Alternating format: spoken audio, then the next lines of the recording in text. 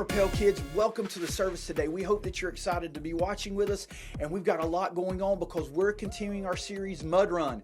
And in this series, we've been learning about the big word perseverance. And perseverance is all about never giving up, never quitting, never backing down, no matter what happens in life. And God will help us have that perseverance that we need in life. So if you're ready to go through the mud run again, let's sit up and let's get started.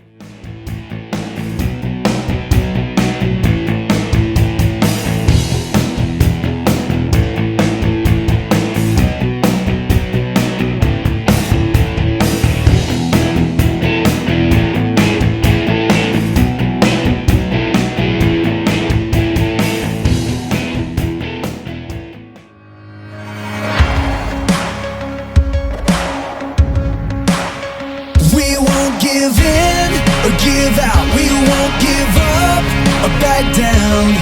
No matter what stands against us, we know our God is stronger. This life is like a race we're meant to run, and no matter what we face, you overcome. And even when there's mountains in our way, we'll trust in you, 'cause you alone will be our strength. We won't give in or give out. We won't give up or back down. No matter what stands against us, we know we won't lose heart or lose hope. Our God is in control. No matter what stands against us, we know our God is stronger. And when it seems the mountain is too high, we'll still believe, 'cause you are on our side. Even when we're tired and we feel like giving up, we know we can do all things through Christ who strengthens us. We won't give in or give out. We won't give up or back down.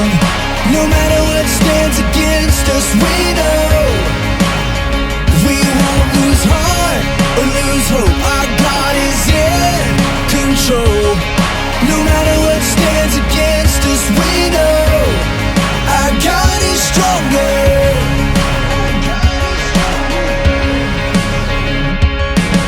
Greater is He who is on our side, on our side.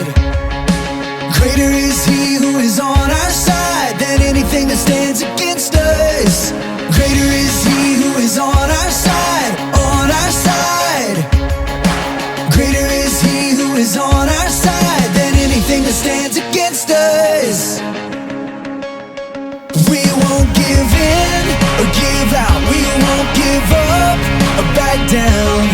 No matter what stands against us, we know we won't lose heart or lose hope. Our God is in control. No matter what stands against us, we know our God is stronger.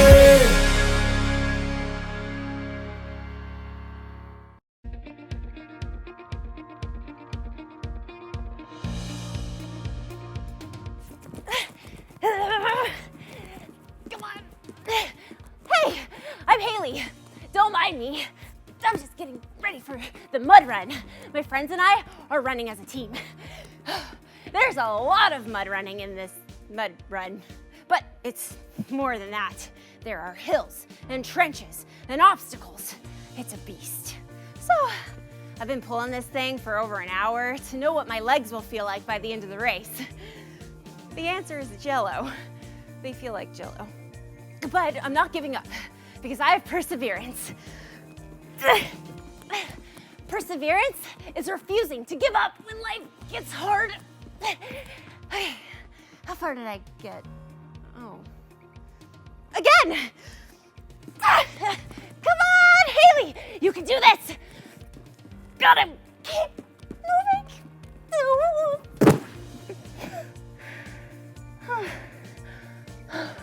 Oh, I'm not giving up. Just taking a little break. I'm gonna lay here. I think this tire's holding me back. In today's story, you'll hear about some people who didn't give up when life got hard. Maybe they'll inspire me to keep going.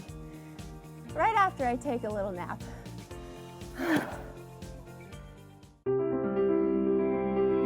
The Bible isn't just a book of random stories.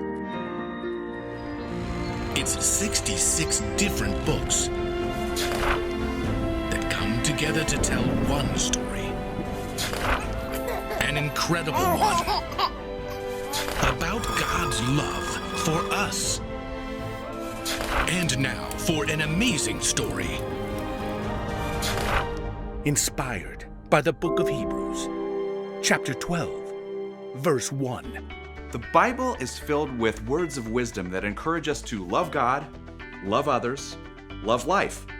Sometimes Jesus used stories to help people understand how God's truth played out in their lives, and that's what stories can do for you. The book of Hebrews tells us a huge cloud of witnesses is all around us. So let us throw off everything that stands on our way. Let us throw off any sin that holds on to us so tightly, and let us keep on running the race marked out for us. Let's see how this truth might play out in someone's life today. Eli frowned as his friend Oscar turned the car into a dirt and gravel clearing. Is this even a parking lot? Sure it is. You don't get to the middle of nowhere by starting in the middle of downtown. In just a few weeks, Eli would be headed out on a week-long trip to the Appalachian Trail with his older sister Jill and his older brother Drew, and since he didn't have any hiking experience, he'd called on his friend Oscar to help him get ready. Oh, just a few miles today, right? Oscar nodded as they climbed out of the car and fished for their backpacks. Yeah, but some of it's a little steep. Oh. Why a hiking trip? Did your family do lots of outdoor stuff? Eli winced as he pulled on his hefty pack. Hadn't felt nearly this heavy in his bedroom at home. No, Jill just got into the hiking thing last year and thought we should all go. Oscar pointed to the other side of the clearing. There's our trail. But before they actually started, Oscar paused, closing his eyes. You okay? Yeah, just asking God for help. The trail's that bad? Oscar grinned and took off. In minutes, Eli found himself out of breath. The trail started straight up the mountainside, and he was pretty sure his backpack had turned into a baby elephant. You guys must be pretty close. Who? What? You, your brother and sister. Well, not really. I mean, we never got along great in high school. Me and Drew, at least. Jill kind of tried to make peace, but... And now you're gonna spend the whole week together on the trail 24/7? Well, now that you put it that way, maybe not the greatest idea. It can be good. Just make sure you start off on the right foot. Well, Drew always wants to plan everything. And then I say something sarcastic, and he gets mad. And Jill tries to step in, and Drew tells me if I have it all figured out, I should just take charge. And then I mess it up, and Jill gets mad at both of us, and... Whoa! Happens every time. You gotta leave that mess behind. Yeah, tell that to Drew. Eli tried to navigate a stretch of rocky trail, but his heavy backpack made him overbalance. He staggered and went down. Ow! You okay, man? Oscar hurried to help Eli and tugged off his friend's backpack. What on earth did you put in here? Eli decided he hadn't heard anything, but stayed down for a moment to catch his breath. Just some snacks and a few things I thought we would need. A gallon of Gatorade? I get thirsty. Game station switch? If we get bored out here. Battery-powered blender? Power smoothies. You don't need any of this stuff. Well, you've got a pack. Yeah, with a water bottle and 2 power bars. Look, ditch your pack behind that tree. We'll get it on the way back.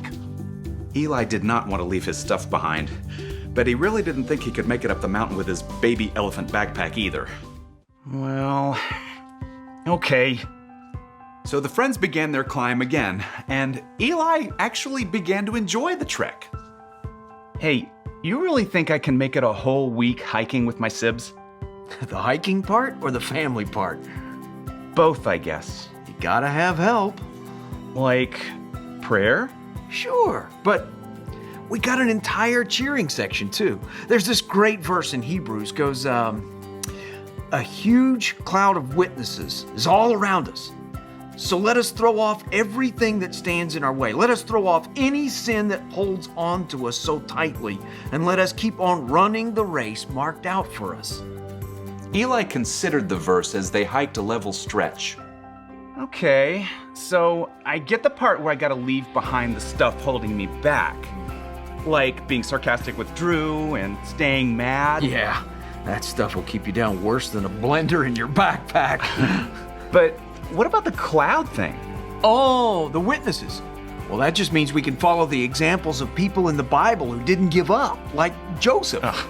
His brothers were messed up. But he forgave them and ended up saving the Israelites. Who else? Moses.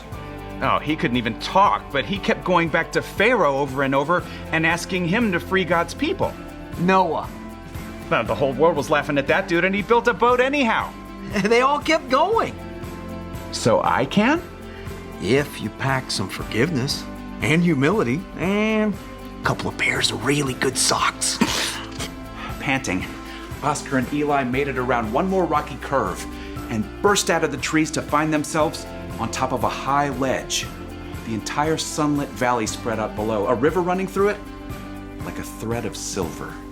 Wow.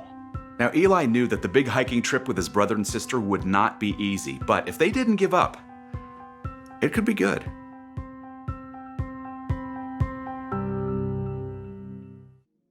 The writer of Hebrews wrote, "A huge cloud of witnesses is all around us. So let us throw off everything that stands in our way. Let us throw off any sin that holds on to us so tightly. And let us keep on running the race marked out for us."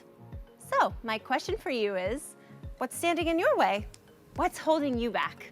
What's keeping you from finishing?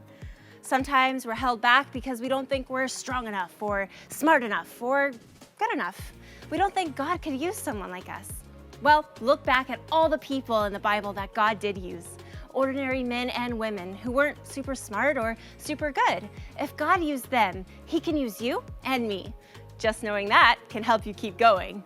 That's why it's important to read your Bible, so you can learn about all these heroes of faith who persevered and trusted God to get through all kinds of tough times. You can learn through them how to let go of what's holding you back. That's the one thing to remember today. God can help you let go of what is holding you back. Just watch what happens when I let go of what's holding me back.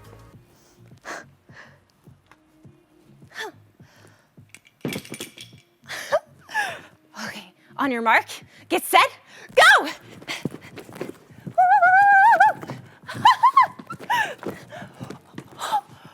Wow! Wow!